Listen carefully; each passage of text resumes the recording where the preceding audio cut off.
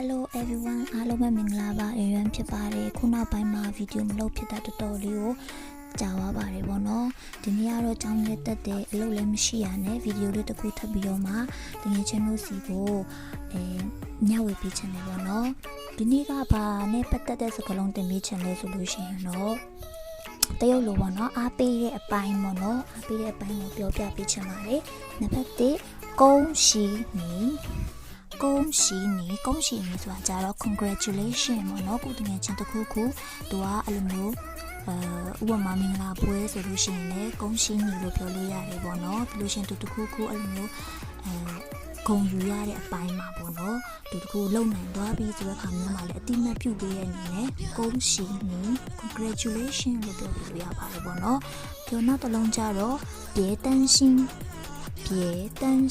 စိတ်မပူပါနဲ့ဘယ်လိုပြောပြရမလဲတကူတငယ်ချင်းကသူ့ဖို့သူဝမ်းနေပြီးစိတ်ဖြတ်အားငယ်တဲ့ခါမျိုးမှာပေါ့နော်အားပေးလို့ရတယ်别担心စိတ်မပူနဲ့一切都会好起来的一切都会好起来的အရာအလုံးကတနေ့ကျရင်အဆင်ပြေသွားပါလိမ့်မယ်ပေါ့နော်နောက်တစ်ခုကျတော့别放弃don't give upအရှုံးမပေးနဲ့ဘယ်တော့မှအရှုံးမပေးနဲ့别放弃เนาะနောက်လုံးကြတော့加油ဆိုတာကြတော့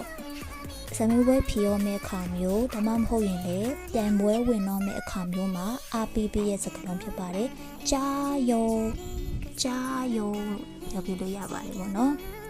谢谢大家拜拜ဒီနေ့ဗီဒီယိုလေးရတော့လောက်ပါပဲ see you next video